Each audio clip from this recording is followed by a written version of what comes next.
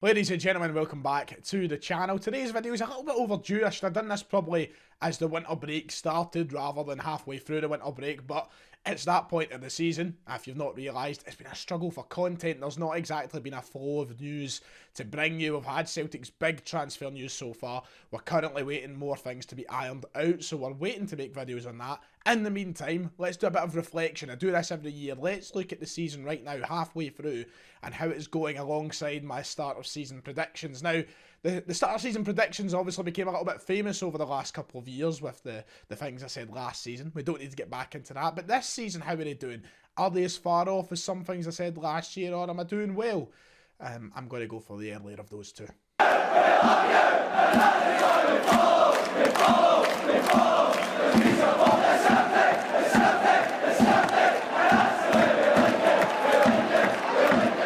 Right, back in the normal location, hopefully back to regular videos as well as we approach that sort of comeback for the football as well on the 16th of January. The content will be back to full-on normal scheduled programming and all the rest of it.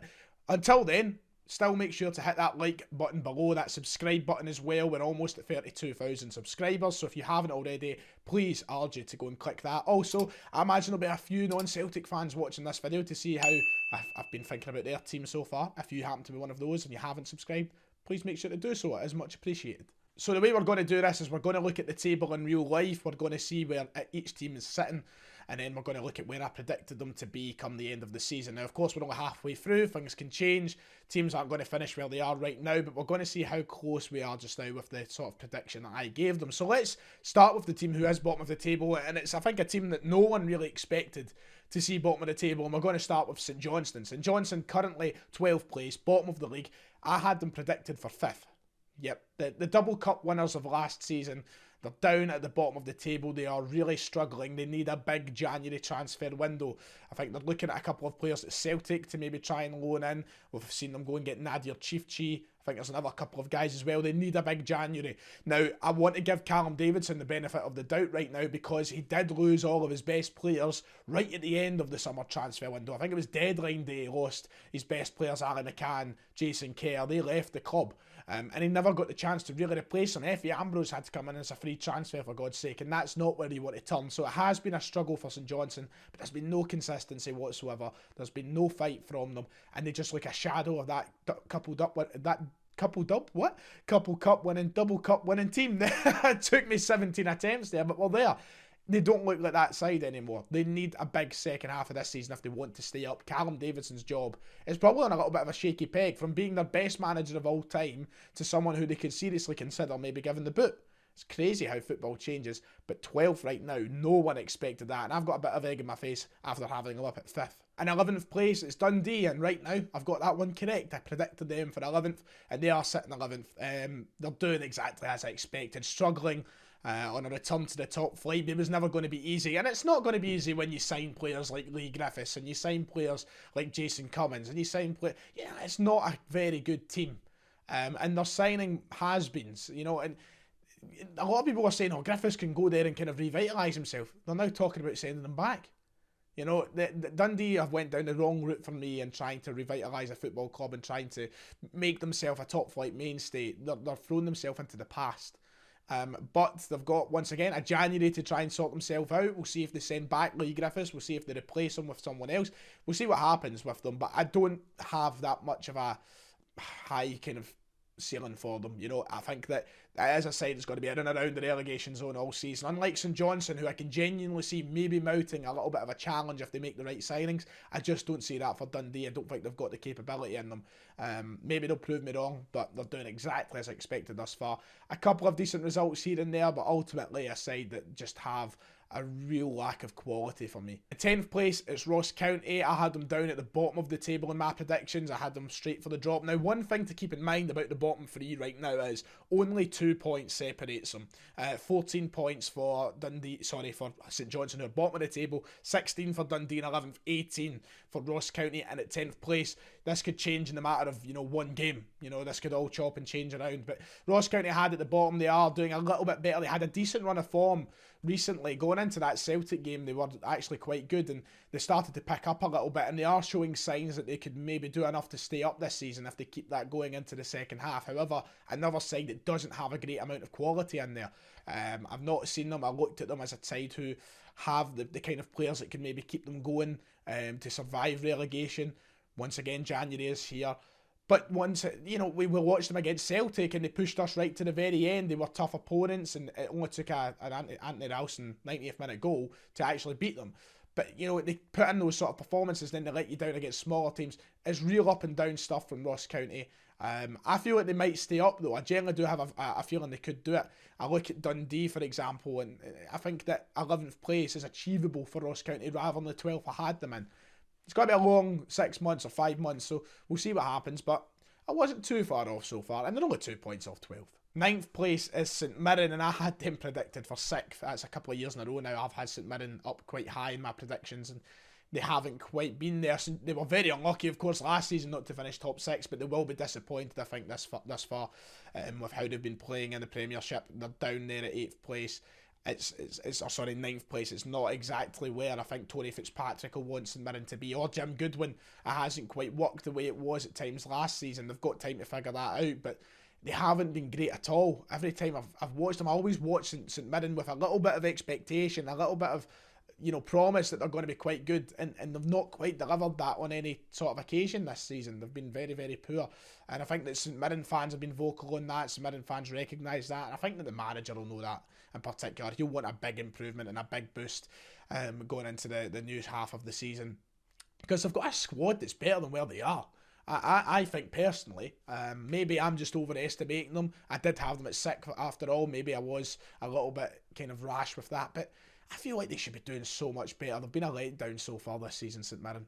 8th place is Livingston. I had them predicted for 9th. Very, very close with that one thus far. Look, if they keep getting results against Celtic, they're probably going to be fine this season, because it seems to be all they do. They beat us, of course, at the Tony Macaroni. They drew with us at Celtic Park. David Martindale loves a game against Celtic, and that's what will keep him in this division ultimately. They're doing exactly what you expect Livingston to do: grind it out and try their best to stay in this division. Look, they were punching well above their weight last season when that went that magic run of form. I think they ended up finishing top 6 as well. That's not Livingston. That was a freak accident kind of thing. Livingston are a side who are lucky to be in the Premiership, and Martindale is sort of acknowledged that. I remember watching him on A View from the Terrace a couple of months ago, and he was sitting there, it's like, look, first of all, we just want to stay in the division. Livingston's a club that doesn't have the same sort of financial resources as other clubs in the league. They also have a massive turnaround in squads and players every single year.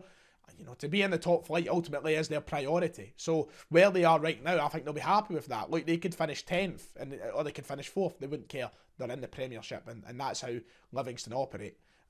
Look, they would obviously want to finish higher, and higher you can go the better, but Martindale wants to keep them in the division, and right now it looks as though they're going to do that. In 7th place is Dundee United, and I've got that one correct. I predicted them for 7th.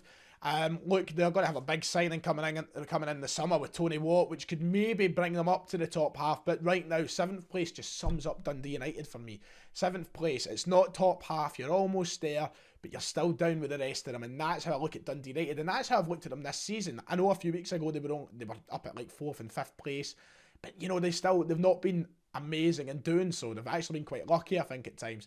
Defensively, they had a great record, but they're not scoring enough goals, and that's why they need someone like Tony Watt. They've not replaced the goals of Shanklin. Shanklin never really got firing in the Premiership anyway, but they need a goal scorer. If they get a goal scorer, there's every chance they could go on and fight for 4th and 5th place. But I think until then, 7th place just sums up Dundee United for me.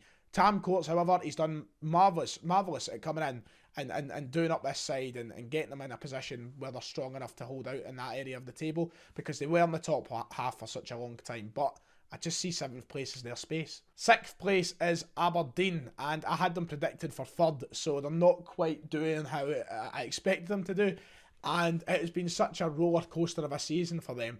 They started so poorly, and the form that they've been on recently has kind of lifted them into that top half, and they've been a little bit better.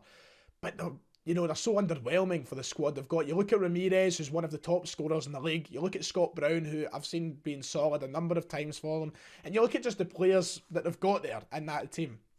Premiership winners like Brown and like Johnny Hayes. And you look at players like McCrory, and you look at players like Gallagher, who has been, I think, quite minced for Aberdeen, to be quite honest. But you look at the list of names in that squad, and they should be doing better. Stephen Glass, so far this season, has been very, very lucky that Dave Cormack loves him. Because I think any other CEO might have bit the bullet. I think if it wasn't Dave Cormack in charge, or chairman, whatever, of Aberdeen, I think he could have been gone. I think he could have been pushed. But Cormack, fair play, has kept the faith in him. He's kept Stephen Glass in the job. And maybe he's showing signs of turning it around now. They're into the top half. They need to keep pushing and pushing and pushing, but they need to start being more emphatic. They need to start getting results. I think entertainment needs to be there a little bit too. It just seems, from where I look at it, and I may be wrong, I'm not an Aberdeen supporter, I couldn't tell you, but I feel like there's a sort of disengagement with the fans and the team at times. But look, they've managed to pull it back from what looked disastrous at one point in the season. Remember when Cormac was on BBC Scotland and he was ranting and raving and shouting at the host? That was a real low point, but it seems it's got a bit better from then. 5th place is Hibs, and I had them predicted for 4th. And under Sean Maloney, they'll probably push on and finish, I think, in that top 4 as well. The big story of Hibs this season has been that sacking of Jack Ross. Jack Ross is gone, Sean Maloney is in. I didn't see that coming at the start of the season, but it was always been said, Jack Ross was kind of on thin ice. He had to get things right this season, and he didn't. I know that they obviously done really well to get to a cup final, which he never got to manage, but ultimately in the league, they were piss poor, man. And Maloney's came in, I think he's won now 2 out of 2, 3 out of 3, can't remember exactly, but he's came in, he's had a fantastic start, and that's given them a little bit of a lift, and I think that will continue to give them a lift. Once again, very interesting to see what they'll do in this January window, who they'll keep a hold of, who will leave, who they'll bring in. They signed the boy for Bodo Glimt this morning.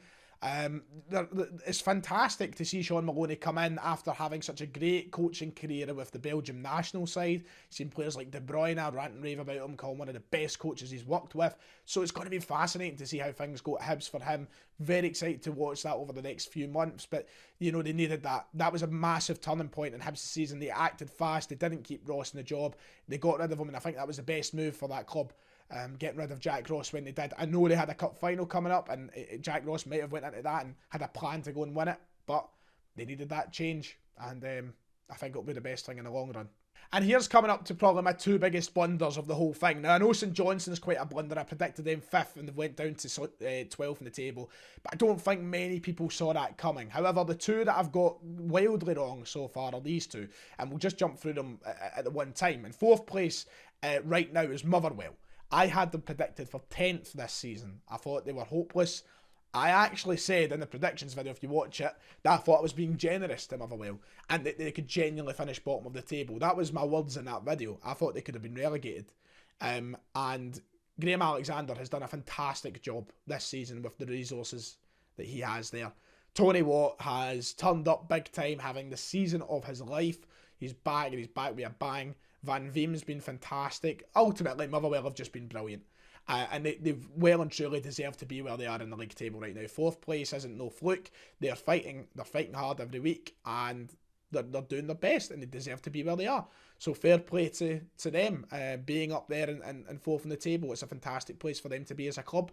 We see this sometimes. Motherwell have a good season and have an off season, but right now with a guy like Graham Alexander in charge, the direction seems to be only positive, and maybe that will stay like that until whatever time he decides to move on from Motherwell. So fantastic for them. And then Hearts, they're in at 3rd, and I had them predicted to be 8th. And I was slagging Nielsen rotten, I was slagging Hearts rotten. I thought they were going to really struggle coming back into the top flight. To be honest, they brought that sort of kind of expectation on themselves, I thought, because in the Championship they were nothing special. And you even see Adam Kennedy, my man of TSF, who was in the same boat as me as a Hearts supporter, saying the same sort of thing. The Championship, they were piss poor. Yes, they won the league and they ran away with it, but they kind of crawled away with it in a way. And I didn't think they were going to come up here and do well, but they have, and fair play. I fucking hate them, but fair play. 3rd place, you can't dispute it, and I think 3rd place is going to be theirs. I don't see that slipping away from them. I think they will finish there this season. Craig Gordon is just fantastic as well for them, and Don't know how he's done it, Nielsen. I don't know how. I think it's purely just to spite me, to be quite honest. And then the top two, it's the order that I imagined it would be and the way that I predicted it would be. Look, at the start of the season, I made it perfectly clear I had no expectation of Celtic to go and win the league title this season. I want them to win the league title, and I certainly think we can win the league title. But never at any point have I said we will win the league title or predicted us to win the league title. This season was all about rebuilding, and we have done a fantastic job at rebuilding. We're already one trophy in this season out of the possible three. We're already looking like a far better side than what we were last season. I mean, that's not up for conversation. And we're through to knockout stages of European competition as well. Ange Postecoglou has done tremendous. And look, there's a 6-point gap right now. And I understand for a lot of people that seems insurmountable. Both Celtic and Rangers fans. Because I've seen people chuck it, and I've seen Rangers fans saying the league's over. Still a long way to go. There's still 3 derby games to be played. There's still a split to be played.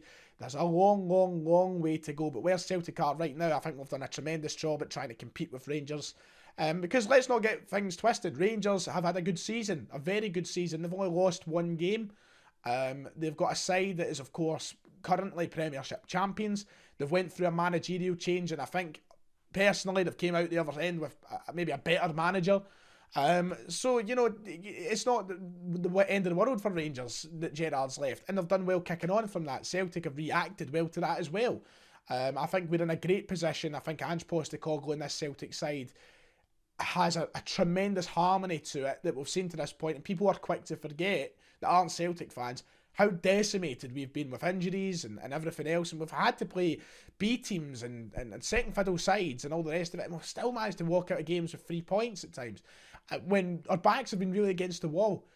It's not been a perfect season. I'm not going to sit here and pretend everything's, 100% okay and we're ready to go and win the league, but we are showing a significant progression from where we were when this season started. Now, I made this predictions video at the start of the season before the first game of the season was played, before the first ball was kicked.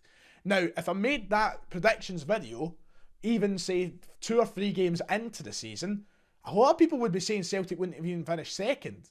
People were writing Celtic out of finishing the top 2 after the first 3 games of the season. Not me, but people were. Some people in the media, some opposition fans were. Now we're very fucking clear of Hearts, of course. But now we're putting in a conversation to try to win that title. So, it's mad how things have progressed since that opening exchange at the start of the season against Rangers and against Hearts, and the games we dropped points. We have came on so much from then. And bring on the second half. I'm buzzing for it. Right, there we go. That'll do. Fuck me, 20 minutes, and it's 20 past 5. This video was meant to be up for 5 o'clock today, and it's 20 past 5, so I'm going to have to go and rush the editing. So sorry if the editing's poor. Like and subscribe. I'll see you all next time.